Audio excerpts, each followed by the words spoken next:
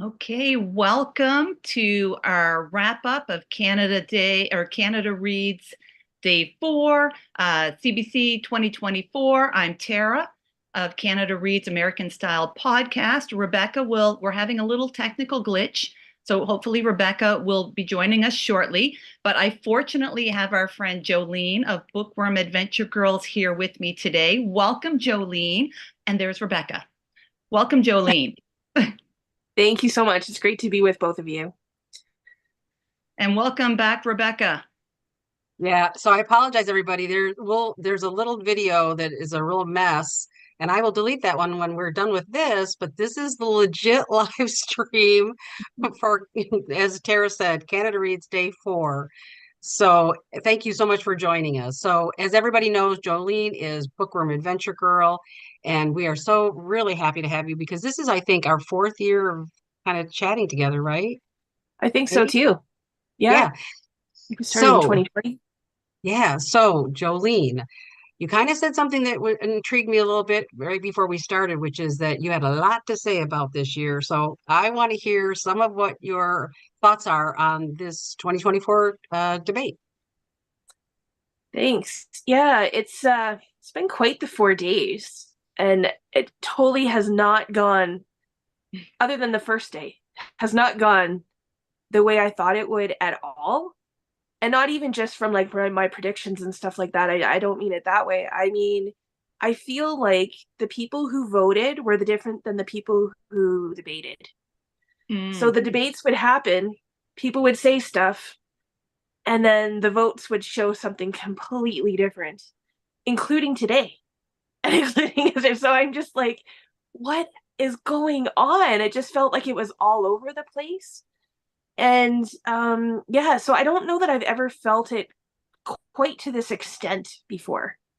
Where like, and it kept happening, where like eventually, I think even if that's happened in the past, eventually people have gotten on the same page. And what they said showed in their actions and showed in how the conversation took place and how the debates took place. But the last, especially the last 3 days, especially for a book to not have any votes, and then for all of a sudden it to have all the votes. I'm just like, okay, but why? Like nobody said, oh, you've made me change my mind, or oh, this is, now I'm thinking this. Like there was just no like logic in my mind, no logical reason why they would vote the way they're voting in the last couple of days. That's my first thing. I'll stop there, but Yeah, yeah. I think you're right that in the past we've heard people say, you totally changed my mind. Mhm. And nobody said that. So my question for you is, do you think the way these votes went then were calculated, like were kind of strategic things, or do you think it was just people's minds were changed, but they just didn't say that? What do you think? Yeah, I mean, I don't know for sure, but like, Nahid did say that he was thinking differently about Shut Up, You're Pretty. So to me, that's a plus. So now I'm like, okay, well, now what changed your mind today? And no, he didn't have the opportunity to maybe say something today, but there's obviously been a shift. Now, day two, very easily the future could have been voted out and this would have been a completely different debate. Right. So, I Oh mean, yeah. Yeah. yeah, like it does come down to it could have been a completely different thing. I would have preferred that. I would have preferred that debate. But to me, having the future and Shut Up, You're Pretty was an interesting debate, and there was some really good things said about both books. But I still found that it didn't. The voting did not follow what I thought both Heather and I'm not sure that I'm saying her name correctly, but Kumakwashe, like she was such a good debater. And to me, if you were, if you're following the logically, in my mind, what was being said and what was being brought forward and the arguments being brought forward, it was so much stronger. So I don't know if people at the end just went, well, the future is the one that's going to win because we don't want to get, I'm not sure what the thinking was. And that's just it. Like, I want to be in their brains because it made no sense to me. Yeah. Tara, what do you think? Yeah, no, I think that's a really good observation, Jolene, because when we recorded last night, our day 3 wrap up, Mm.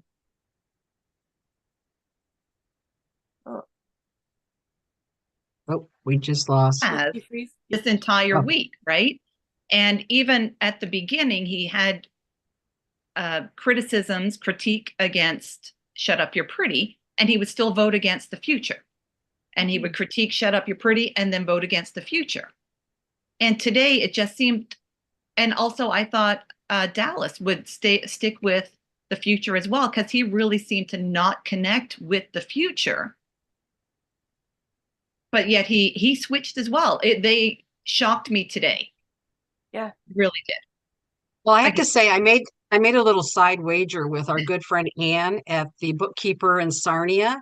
And it was really funny because even though I liked Shut Up, You're Pretty, I said I thought that it wouldn't win because I felt at the last minute, people are just not going to say that is the book that all of Canada should read. And she took it the other way. She actually liked The Future, but she thought Shut Up would win. So I'm just shout out to Anne. You owe me a bag of ketchup chips. But anyway, but see, that's kind of what I thought was really that because I agree with you. I think the discussion and the votes were weird, but that's what I kept saying was so many people this season were saying, "Shut Up, You're Pretty." They either didn't want to read it, they tried, they didn't like it, or they read it and it didn't resonate with them. And that's why I just kept thinking, I can't believe that would end up being the book all of Canada should read. And I think that the vote showed that. I mean, in a way, because again, things didn't match up really, really well. So, although I did today during my notes, so after the second, because they did 4 questions, right? They asked 4 questions. okay. And after the second question, I actually wrote in my notes, at this point, I think the future wins. Like I could see them swinging their votes, because whenever it was something positive or like what book does something the least, or what doesn't this do, it was always Shut Up, You're Pretty. They're like, Shut Up, You're Pretty does this least effectively. Shut Up, You're Pretty doesn't do this. So I could see it swinging today, but I never would have predicted it yesterday. Yeah. Okay. Yeah. So Jolene, I want to ask you that because I did watch your video leading up to the competition and everything, but I'm just curious, could you, for those of us who may need a refresher, what book were you really wanting to see win, or which book did you personally like, or which any way that you want to mention what you preferred or whatever Sure. for this year? I wanted to see Bad Cree and Denison Avenue battle it out. Oh, I thought those were the two, and I would have been fine with either one. Preferably Denison Avenue for a number of reasons. I thought that it had the best arguments going into the debates, and I did think that he had, championed it well. I think, yeah, I those would be my top 2. I mean, that's just my personal preference, right? So this is the thing. And so my bottom 2 were actually the 2 that were in the my bottom 2 enjoyability were the 2 that ended up in the finals. I was not surprised to see Meet Me at the Lake go out first. That was my prediction, that it would be voted off first. I thought it was an easy target. Yeah. And I think even though Marian was a good defender for her own book, I don't think she had enough time to make the arguments that she would have needed to. And I think it was an easy target, and people just went, yeah, that's the one that's going to be voted off. So I don't know that she could have said anything the first day to really convince anyone any different. yeah. So, and and that's why I still will stand by my argument that I wish, in a way, I mean, I know they don't want to take it out to another day, but I just wish that first day everybody could just make their points, because it feels so unfair that somebody goes out the first day because they have so little time to really make their case, because all 5 defenders are going to pitch their book, and then you don't really have a lot of time for questions. So I just really wish they'd give everybody that equal chance that first day to really make their points. Now, did you like Meet Me at the Lake? I did. What did you think of it? Mm-hmm. Yeah, I enjoyed it. I mean, I'm not a huge romance reader, but like 2 or 3 years ago, I was like, okay, what's a genre that I kind of have that prejudice against, and I'm going to start reading and see if I find anything that I like. So I decided, okay, it's going to be romance, because it was just not something that I would ever like, oh, I'm going to go pick up a romance book. And so I asked people, what are some romances that you think I would like? And I read quite a few, and I found some, books that I really like, some authors that I really like. And so now I don't have that prejudice in the same way. There are some that I still don't really care for. Like there's been some that I'm like, it's okay. Sorry, my dog's going to make an appearance here. But yeah, there's some that that I've really enjoyed that make me laugh. Like I like the rom-com kind of things. And I do think, in a lot of ways, it is where people, have an entrance into reading, right? Like it's kind of a starting point for some people, and it's, entertainment. And it's not that we can't get something out of, a romance book either. Like it is about relationships. It is about, love. Isn't that what people want in their life? So I think that that's a good, it doesn't have to be romantic love necessarily, but it could be. And that's what I think I liked about Meet Me at the Lake. It wasn't just about a romance. There was the mother-daughter relationship. There was the relationship with the kind of the father figure. There was, there was other relationships that were just equally as important. The friendship with her, good friend. And so, yeah, so I think that there was a lot there that could have been, maybe a little bit more like I can tell you about that book. I don't know if I could tell you exactly about the future. Like I can talk about it differently. And so I think it's more accessible. Yeah. To a wider range of people. Now, Jolene, I have a question for you that I hope doesn't put you on the spot. So I was excited to see a romance on the short list this year, but Meet Me at the Lake is not the romance I would have chosen to be on the list. Right. Is there like another romance that you would have liked to have seen? It's not one that I've really thought, like I still don't read a lot of romance. I have read some of, trying to see, it's over here, but it's out of my, like the Aisha at Last. Oh yeah. It was my Jolene. Yeah, it was my Jolene. I've read those. They're not my favorite, but I do like that they kind of take a spin. Like they kind of twist it a little bit, right? And there's Muslim characters, like there's some things that it brings to the table that might be better for discussion. Yeah.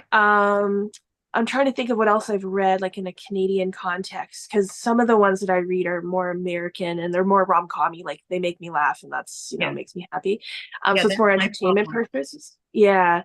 But I do think that they're out there, and I do watch JL after every, it's kind of like I watch the show and then I watch JL and then I kind of, make my own decisions. Yeah. And so she had some really good, recommendations after each day, and so I've written down a couple because there's some that I hadn't heard of, so I'm like, oh, that may be where I go next, to check it out. So I have a question because you kind of mentioned accessibility, and I thought that was a really interesting debate point they made today, whether something should be accessibility versus sort of a more challenging read. And it was interesting to me too, because they almost made it sound like the future was just way above our pay grade in understanding it, or that it was so complex. And I thought, well, I didn't think that was the point. I mean, I didn't feel that way about the book. I think if you gave me War and Peace, I would go, yeah, like that's not in my comfort zone. But still, I want to know, both of you, what do you think about Canada Reads accessibility versus, say, a more quote challenging read? Do you think they both deserve to be in the same competition as it apparently was today, or do you think it should be more sort of literary fiction or accessibility? What do you both think? You want to go, Jolene? Sure. Yeah, I think when I think about accessibility in terms of Canada Reads is to find a book that all Canada can read, like should read.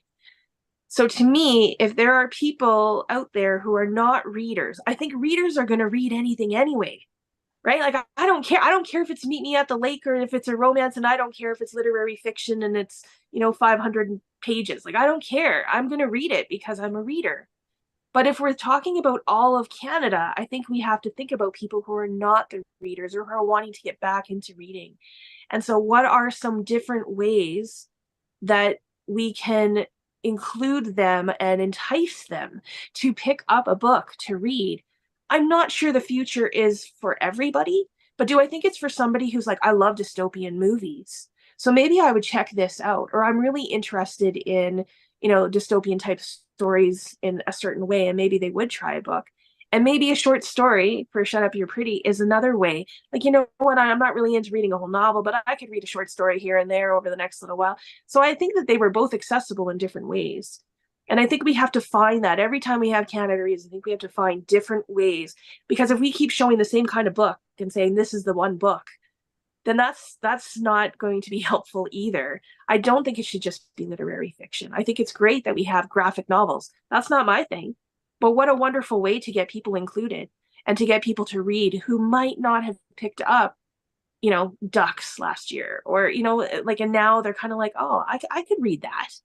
And that's not to say that it's good, worse, better than any other book. It's just another way of getting people to, get into reading Canadian literature, right? Of all kinds. Yeah. So I think that that's important. Yeah.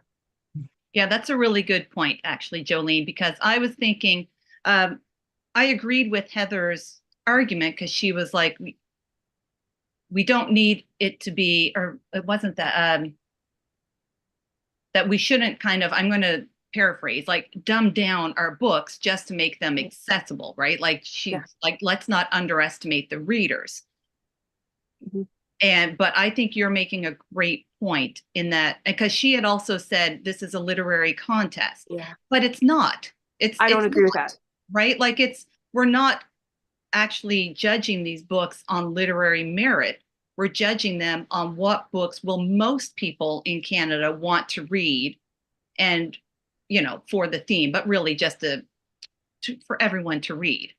And yeah, you're right. Like, that's a good point. I like the mix. I like throwing in some literary fiction, because some literary fiction is inaccessible and some is very accessible. Like, it doesn't, being literary fiction doesn't make it automatically inaccessible. But I like the mix of genres that we've moved to over the last few years. Yeah, and I have to laugh because the last couple of years I was on the Canada Reads Facebook page, and I didn't get on it this year at all because people say some really brutal things. And so there is that voice out there that this is a literary competition and it should be literary fiction, the best of the best, et cetera. And I'm not suggesting the other ones aren't great books, but they just have a real, I'm going to just say, elitist view of what Canada Reads is. And I think it's great. So, Jolene, thanks for saying that. It is a reminder that it is what book should all of Canada read.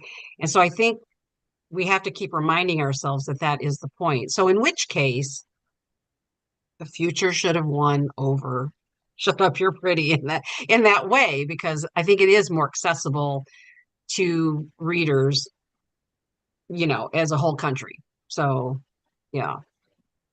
The future? You think the future is? Yeah, I do think the future, even though I wasn't a huge fan of it for the reasons that we've stated, ad nauseum, I just gone on too much. But I do think between the two books, I think if you were just saying to people in Canada, hey, you're not much of a reader, but here we want to introduce you to this, I think the future would be more accessible to people perhaps than Shut Up You're Pretty. Because I do think, I have to admit, when Nahed said that comment, and can I just read it again because it blew me away. I wrote it down verbatim because he just blew me away. Because as soon as he said it, I went, oh my God, that flips. That's where the vote flips, right? He said, Shut Up You're Pretty is not a collection of short stories. Taya is using that form as a crutch for the fact that her novel is not fully formed. And I just went, whoa, like that shocked me that he said it. But I actually liked the book, and I started thinking about it, and I went, oh, you know what? I think he might be right. And I hadn't really thought of it from that perspective. So that's why I feel like, I think he, in that, making that statement made me look at the future a little differently between the two books. And I went, yep, I think the future is probably where it's going to go. So what'd you think of his comment when he said that? Did it stand out for you the way it did for me? Because I kind of went like, oh. Oh yeah, I wrote it down as well, because I'm like, well, that takes nerve. Like, that's a serious critique. Like, that's not because I found yesterday and today, yes, they were really critiquing the books. And I thought Heather really brought her game. I don't know if she was like playing possum all week and then was waiting for this final day, but today she was like game on, boom, like she was ready. But still the most very civil, like everyone was still very civil and very respectful of everyone's books, because I think they honestly enjoyed all 5 books and really getting to know them. But that was a serious, like, negative critique, not negative in a bad way, just like, I did not like this about that book. And I'm like, he took a stand. Yeah. Yeah. So Jolene, what did you think about Shut Up, You're Pretty? Was that a book that you just were not that crazy about, or how did you feel about it? I read it when it was first published, so it's been a little while. And then I was going to reread it, and I started it, and I was like, I don't need to reread this. What am I doing? It wasn't my favorite. It wasn't horrible, but it wasn't my favorite. And I think I gave it a 3 stars, which is pretty good for me. Like, that means, it was okay. I'm glad I read it. Yeah. I think I've said this, I think publicly on my channel, I'm not sure. Like, I think Taya Matangi is somebody to watch. I think we need to really pay attention to what she writes. And I think that this was just a start. It was a taste of what she has, but has to offer. But I don't think it was, it wasn't a full-fleshed story for me. And it was one that, like I said, would I be able to tell you everything that happens and tell it? Like, it didn't stick with me in the way that some others have. So yeah, I think it was okay. I think it was good. I did like it better than The Future, but only because, The Future isn't really my type of book either. Although The Future I liked that it was a translated work. I like that when we have translated works on Canada Reads, because I need to learn more about our French Canadians. I don't read that kind of literature. It's not accessible. And I think Canada Reads is allowing it to be more accessible to people. So that's, an argument for that. But so I did like that it was on the list. But would it be a book that I would have picked up on my own? Probably not. It's not my kind of story. But I did have someone recommend another book by that author that I'm going to try. So I do think that, because I did like the writing, I think there's something there. But yeah, story-wise, it's just like, it was okay. Yeah. So What was the other book that somebody suggested? Do you remember the title I offhand? don't remember the title offhand. I know it was Karen. Shout out to Karen who commented on my video, but said that, this is what it's about. And I was like, oh, I would read that in a heartbeat. So I can let you know for sure, and can put it in the show notes. Yeah. Was it The Party Wall? Was that it? Because I've read that other book of hers, but I've only read those 2 now. I don't know what else she. Yeah, it doesn't sound familiar, but that doesn't mean that it's not. So I will. I'll double check and let you know. Yeah. So anything else that stood out to either one of you in terms of today, or even any time during the week? Anything you want to mention? I'm just looking at my notes. So Yeah. Let's go with Dallas's opening remarks today, because I thought that took a lot of nerve, because yesterday, he of course broke our hearts at the end because he was so vulnerable and open. But I'll be honest, he also pissed me off a couple times yesterday during the debates. I had issues with how he said things, what he said a couple of times, how he was just handling the critique of his book. And then he broke our heart. So I was like, oh, shit.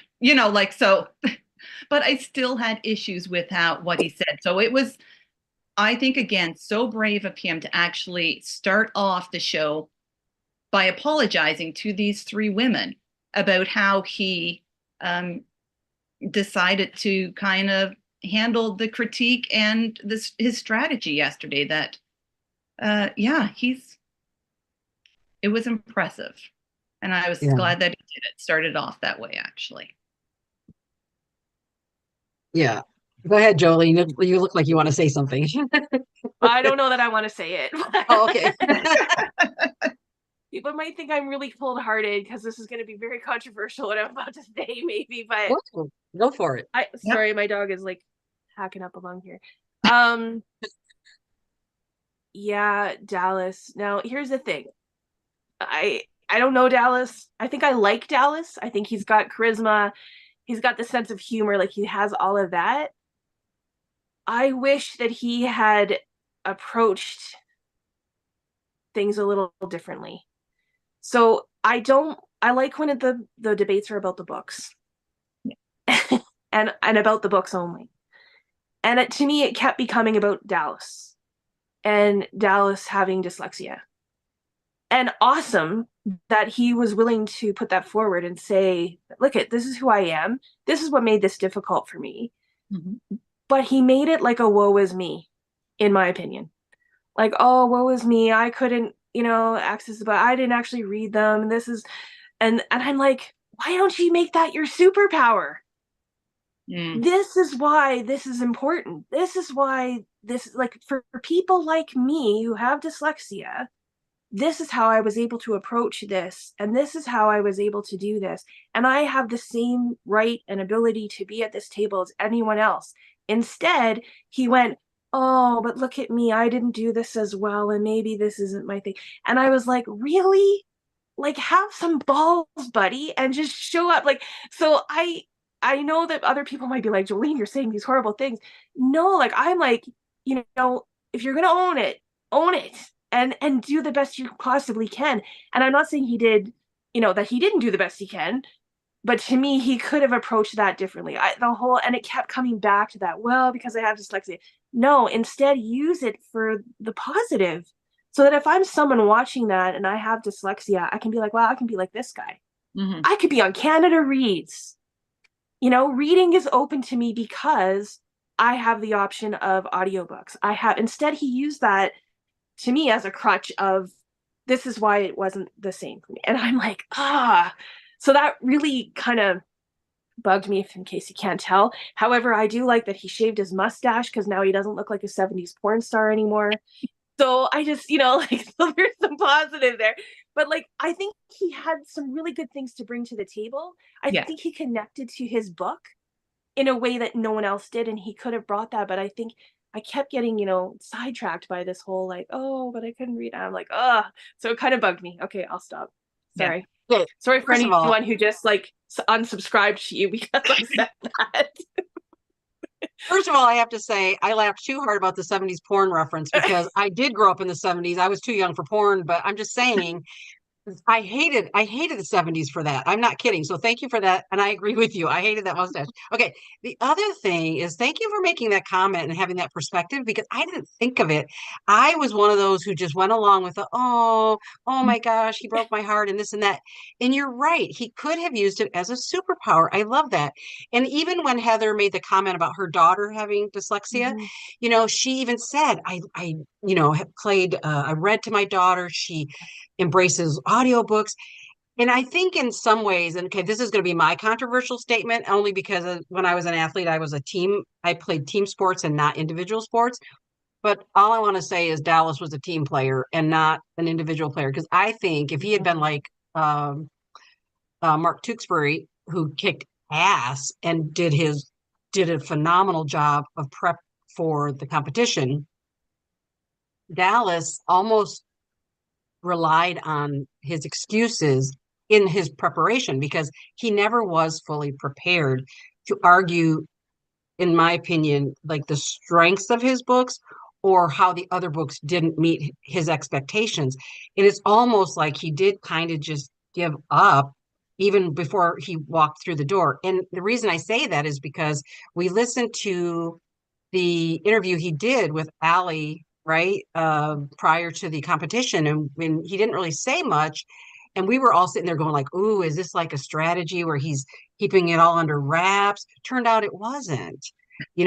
I just don't think no, I just think he wanted to rely on teammates to pull him through, but he had to dig deep and do all the work himself to have enough knowledge. And people with dyslexia can be wildly successful, of course. And so he just didn't put the effort in, maybe. I don't know. Well, I'm not sure that it's the effort. So I have a couple of things about that. So I saw him here at an event Yeah. And he was like playing, and he said, I'm playing my cards close to my chest. I don't want to give away, what I'm going to do. And I'm not going to give away my arguments and have you all know what it is. And I thought, okay, like that's a legit strategy. But I actually Yeah. feel like it wasn't that you weren't showing it, it was that you didn't have it. And JL talked about something that did make me think a little differently, that for someone with dyslexia, he has to think a little bit more about, so it, like the way that Canada reads is, it's so like timed and planned, and you don't have the time to think things through, so he might have been at a disadvantage in that way. But to me, if he was prepared enough ahead of time, he would have Right. had some of those arguments, so he would have had all that time before.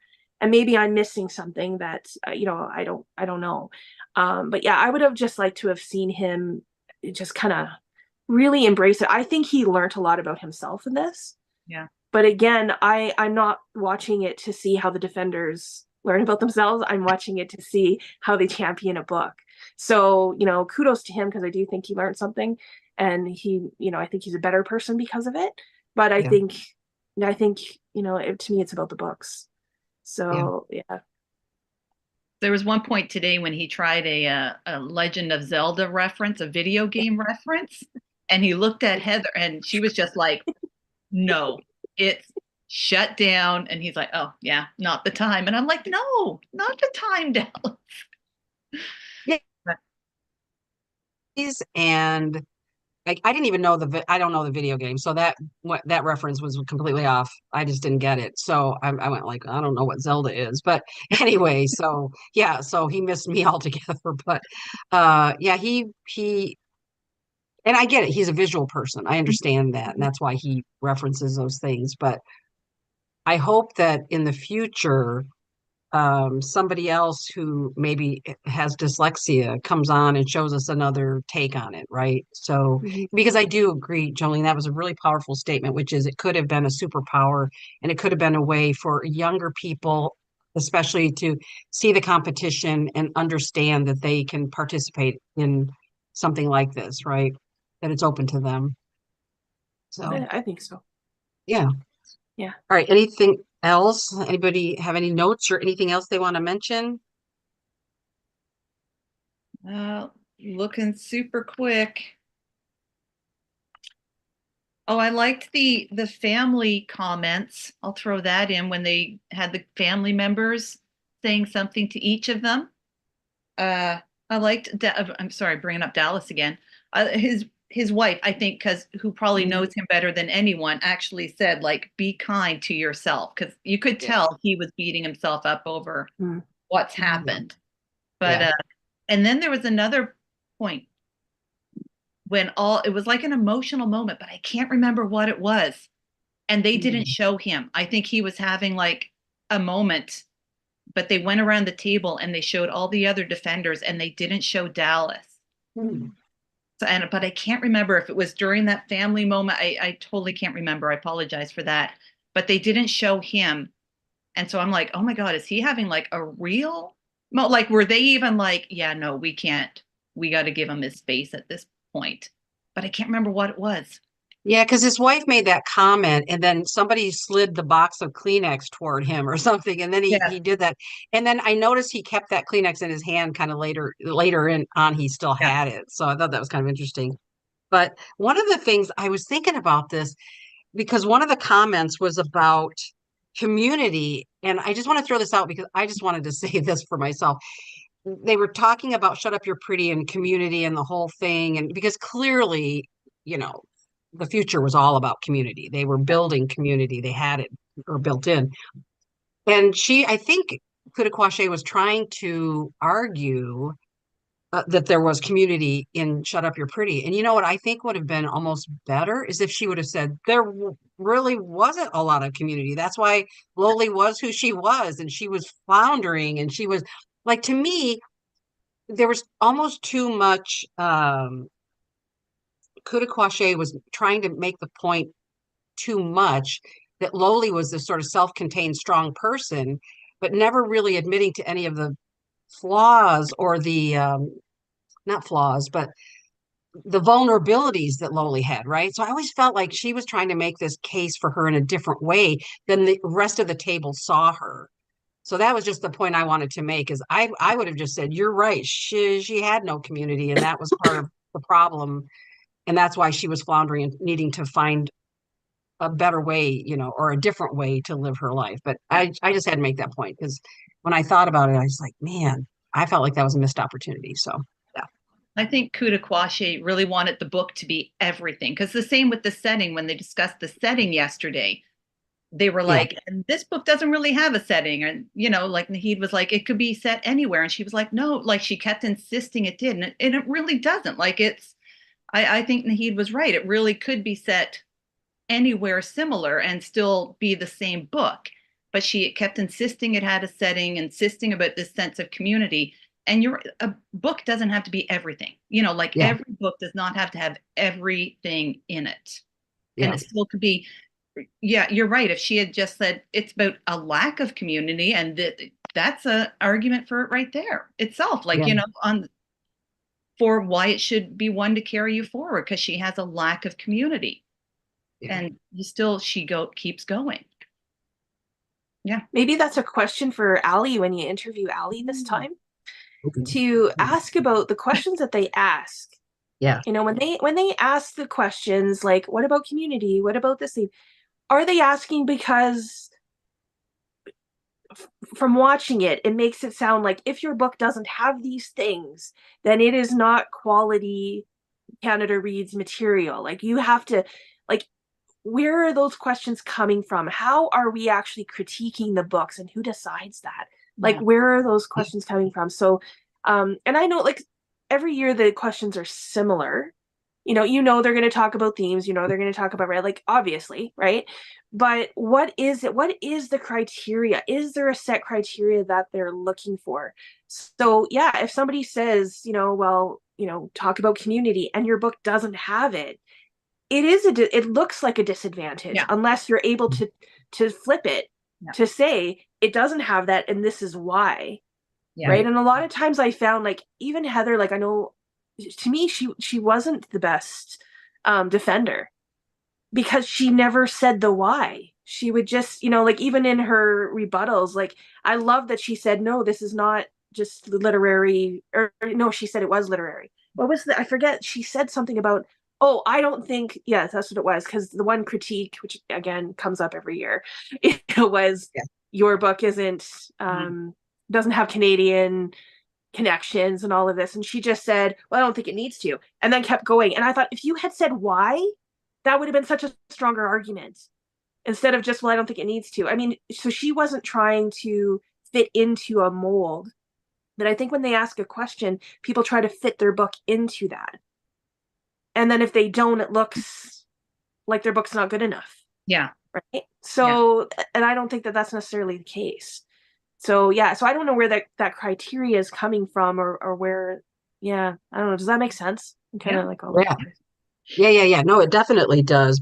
And that's why that's why my thing about community, I felt like you're right. She was trying to slot it into this community thing where she was talking about, and I just thought, no, I don't think there was community. That's the whole point. First of all, it was short stories that, yes, interconnected, but it didn't paint a picture of a community. There were little glimpses here and there. And I think it's okay to say that. And it's okay to say, these were interlinked, short stories. So therefore you're not going to get a full-fledged thing, but that's not a negative, because here are all the positives about it. And that's right. So I completely agree.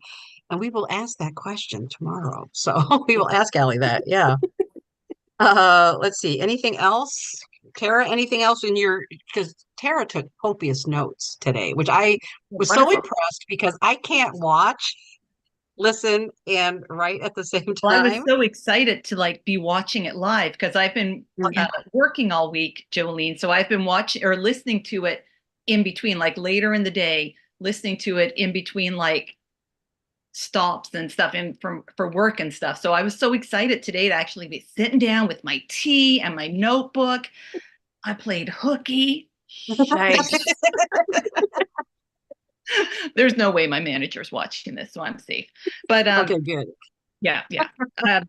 Let's hope so. But anyways, so I think that I took copious notes, but those were the main things that really stuck out to me. Okay. Yeah. Well, I just want to say I discovered something today about Canada Reads that I didn't know, and I'm only like 5 years into this competition or so. But here's the thing: I can't even believe this. I'm not a good note taker, never was. But what I found out today is that they've probably been doing it since the turn of the century. I'm just saying. But it turns out they put transcripts on the freaking website for Canada for CBC books. So instead of me replaying everything and writing everything down by hand, next year I'm going to print them out and I'm going to highlight the things and I will have better discussion points next year. So yay. Did you know that, Jolene? Am I the only doofus that didn't know it? I don't think you're doofus. I don't know that they've done it every year, but I Oh, have seen it this year for sure. In their like, yeah, you can see the transcript after the video. Yeah. yeah. But I don't know if I've recognized that before or not. Okay. Well, maybe Can I something say new. can I say an aside that has Yeah. like nothing to do with anything? Yeah. Absolutely. Yeah. So Rebecca, I thought about you several times. Actually, every time Heather spoke, I thought of you because well, because you remember last year you made a comment about Matea Roach. Okay. And you said you liked how her hands moved, and I was like, oh my gosh, it was so Yeah. distracting to me, it drove me crazy. And this year, every time Heather spoke, I was like, look at her hands and how they move and how beautiful and graceful that is. And I thought, oh, isn't that interesting that I think that this year? But I found it distracting last year. And I was going to ask you, was that a positive or a negative for you to watch Heather speak? Because she has Oh, such a way with how she uses her yeah. hands. You know what's really funny is I could not, yeah, Matea didn't bother me. I thought their hands were kind of interesting because the way they held them, it was always like this very like, Hmm. like straight way. Like, I mean, like they didn't move a lot, right? But Yeah. Heather was going like this and like this. And I'm not kidding you. I literally watched whenever she spoke, I watched it like this because I could not take it. And then I realized because when I replayed this, like yesterday, when I replayed it for the second time, I I didn't look at her. And then I thought, okay, now I can hear her. Before I couldn't hear her. I just kept going, wow, look at her fingers. Like, look how like dexterous she is. I could not get over it. So yes. I thought of you. And again, no shame on anyone who speaks with their hands because I No. do as well. Maybe Yeah. not as expressively, but I think most of us do. So yeah. Yeah. Yeah. Thank you. Thank you for sharing that. I forgot about Matea. Anyway, Jolene, thank you so much for joining us. We are so excited to be able to do so now that we know how to do a YouTube live. We're so excited. And next year, we hope that you will absolutely join us again. And yeah, we just really, love hearing your perspective. And we just think you're fabulous. Your YouTube channel is amazing. And for any of the people who follow us and who haven't yet been following Jolene, please subscribe and do all those things. And also, Jolene, thank you because some of your people, your followers and friends have been listening to us as well. And we really, really appreciate it. It's just like a big Canadian Hamlet love fest. We love it. Yeah, well, I hope so. I hope that my subscribers are following you because you read a lot of Canadian literature and I'm all for that. And you've had a lot of great interviews with some of the authors and stuff too. So I love following you guys and I'm always happy to be on the channel. So thank you again for Yay. having me. Thank you. All right, so here's what we're going to do, ladies. I'm Yeah. going to let you go first because I'm Okay. still not very good at the closing out part. So I'll let you guys go first and then I'll try to go out as well. Okay. All right, sounds good. Thanks. Bye, everyone. Countdown to 2025 begin. Woohoo.